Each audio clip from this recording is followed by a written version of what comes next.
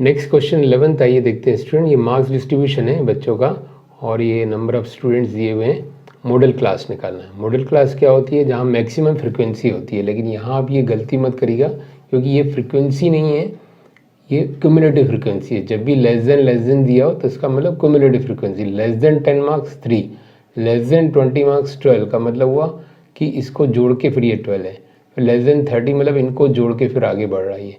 तो पहले इसको हम सिंपल फ्रिक्वेंसी डिस्ट्रीब्यूशन आइए बनाते हैं।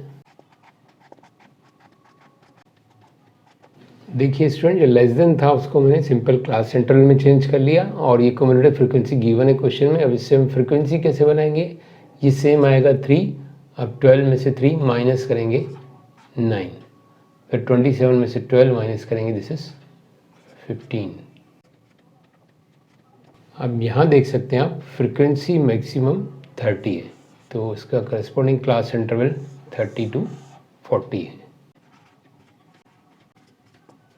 ऑप्शन हमारा है सी, 30 to 40।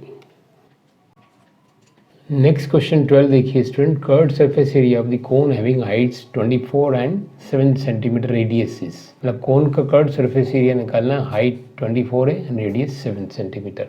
तो इसके लिए पहले हमें स्लैंट हाइट निकालनी होगी। तो यूजिंग पाइथागोरस हम यहाँ निकाल लेते हैं।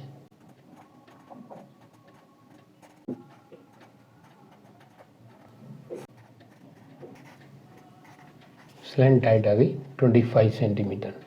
Now curved surface area pi R L 22/7, radius R 7 और 25 स्लैंट हाइट, 7 7 कैंसिल, 25 इंटू 22 हम करें तो ये आएगा 550 स्क्वायर सेंटीमीटर। तो इट इज़ ऑप्शन सी। बिल्कुल ही सिंपल। देखिए next question 12। The distance between point 0, 2√5 and -2√5, 0। Distance निकालना है तो ये भी सिंपल है, इसको यहीं पर ही हम कर लेते हैं।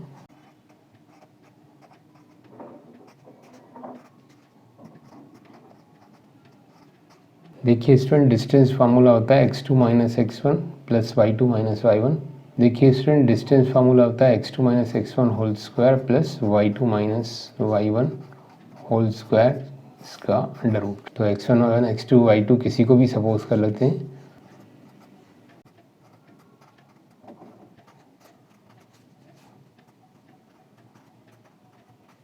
तो ये 0 में से माइनस किया तो सेम आएगा, इसका स्क्वायर हो जाएगा 4 इंटू 5, 2 का स्क्वायर 4 और √2 का √5 का 5 प्लस ये भी 4 into 5 under root 20 plus 20 under root 40। इसको स्प्लिट किया 4 इंटू 10 में तो आंसर आएगा 2√10। Option A, 2√10। Now question 14। Which of the following is a quadric polynomial having the zeros -2/3 and 2/3। ऐसा कौन सा पॉलिनोमियल है जिसके ये दोनों जीरोज हैं? देखिए स्टूडेंट, यहाँ आपको थोड़ी स्मार्टनेस दिखानी है एमसीक्यू में। जैसे हम इसको सॉल्व करें तो ओरली देख सकते हैं, यहाँ 9 जाएगा और नीचे 4 आएगा तो 3/2 होगा। तो यहाँ 3/2 नहीं है तो इसको हम ओमिट कर देते हैं। अब यहाँ बी पर आए तो देखिए ये प्लस में है, इधर जाके माइनस होगा और कोई भी square is equal to minus होगा तो उसका अंडर रूट निकल ही नहीं सकता क्योंकि वो रियल नंबर नहीं होगा। ऐसे ही इसका भी है। तो अब इसके ऊपर ट्राई कर लेते हैं।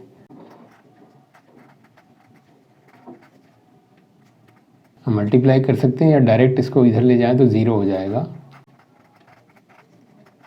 तो x² is equal to 4/9। So x is equal to 4/9 का अंडर रूट 2/3 प्लस माइनस, क्योंकि स्क्वायर हटाते हैं तो प्लस माइनस में आता है 2/3। तो एक हो गया +2/3 और एक -2/3। तो हमारा ऑप्शन कौन सा होगा? D. This is the answer, option D. Now question 15। Again logical question में कहा गया है कि हर ऑब्जर्वेशन का हम अगर डेटा बढ़ा दें 3 से तो उसका मीन भी क्या बढ़ेगा 3 से या नहीं बढ़ेगा, अनचेंज रहेगा, ये ऑप्शन दिए। तो हम एग्जाम्पल लेके इसको चेक करते हैं। फॉर एग्जाम्पल 5, 7, 9, इनका हम एवरेज निकालें तो देखिए 5, 7, 12, 9, 21 अपॉन नंबर ऑफ ऑब्जर्वेशन 3। तो इसका मीन है 7। इनको हम 3 बढ़ा के देख लेते हैं, मतलब 5 में 7 में सब में 3 ऐड करके देखते हैं तो क्या होता है 8, इसमें 3 ऐड किया 10, 9 में 3 ऐड किया 12। अब इसका हम एवरेज निकालें तो it is coming 30 upon number of observation 3, तो आया 10। तो देखिए यहाँ मीन 7 था और यहाँ मीन कितना आया है 10, और हमने बढ़ाया कितना था सब में, यहाँ +3 किया, तो +3 किया तो एवरेज भी 7 से 10 यानी +3 हो गया। तो मीन्स जितना हम ऑब्जर्वेशन में बढ़ाएंगे उतना एवरेज में भी बढ़ोतरी होगी, इंक्रीज़ होगा। तो हमारा ऑप्शन होगा बी, इंक्रीज बाय 3। हाँ स्टूडेंट, जैसा कि मैं आपको मोटिवेशन वीडियोस में भी बताता हूँ, क्वेश्चंस के बीच बीच में एक लंबी सांस लेना चाहिए। आप भी लंबी सांस लीजिए, मैं भी एक लंबी सांस लेता हूँ। और आपको याद दिलाना चाहूँगा, अगर सब्सक्राइब आपने नहीं किया है तो इसको सब्सक्राइब कीजिए चैनल को, और अपने फ्रेंड्स में शेयर भी करिए। चलिए next question. Probability of happening of event denoted by P and probability non happening denoted by Q। Relation means जो आपने एक इम्पॉर्टेंट रिलेशन पढ़ा हुआ है, probability of event plus probability of not event is equal to 1। जिसकी probability हो और उसकी नहीं हो उल्टा, उनका सम जो होता है 1। तो अब यहाँ इन्होंने इसको नेमिंग खाली P एंड Q कर दिया है, तो P plus Q is equal to 1 आएगा। अगर हम यहाँ देखें तो यहाँ इस तरफ देखें P प्लस Q 1 कहाँ पर है, ए ऑप्शन, तो this is correct. Now next question 17। इसमें कहा गया है कि एक गर्ल लॉटरी खरीदती है और इसके फर्स्ट प्राइज की प्रोबेबिलिटी 0.08। अगर 6000 टिकट टोटल सोल्ड हुई हैं तो उसने कितनी टिकट परचेज की थी। जो फॉर्मूला है सिंपल बेसिक वो यूज होगा, probability of event is equal to favourable outcomes, in short में लिख रहा हूँ, अपॉन टोटल आउटकम्स। FAV मैंने इन शॉर्ट लिख दिया है, यहाँ स्पेस नहीं है। Favourable outcomes upon total outcomes. तो probability of event that is 0.08 जो उसके विन करने का। फेवरेबल आउटकम्स हमको निकालना है। टोटल आउटकम्स मतलब 6000 की बिक गई हैं, तो फेवरेबल यहाँ FAV अपॉन टोटल 6000 इंटू 0.08, यहाँ डेसिमल हटाएंगे तो 2 0 से ये 2 0 कैंसिल, 8 इंटू 60 इट इज़ 480। तो उसने 480 टिकट्स परचेज की, तो C option 480। Now next question 18 probability का, बिल्कुल सिंपल है। इसमें कहा गया है 20 लोगों का एक ग्रुप है जिसमें से 5 लोग तैर नहीं सकते हैं। अगर एक एक करके सेलेक्ट किया जाए तो आपको निकालनी है प्रोबेबिलिटी उनकी जो तैर सकते हैं।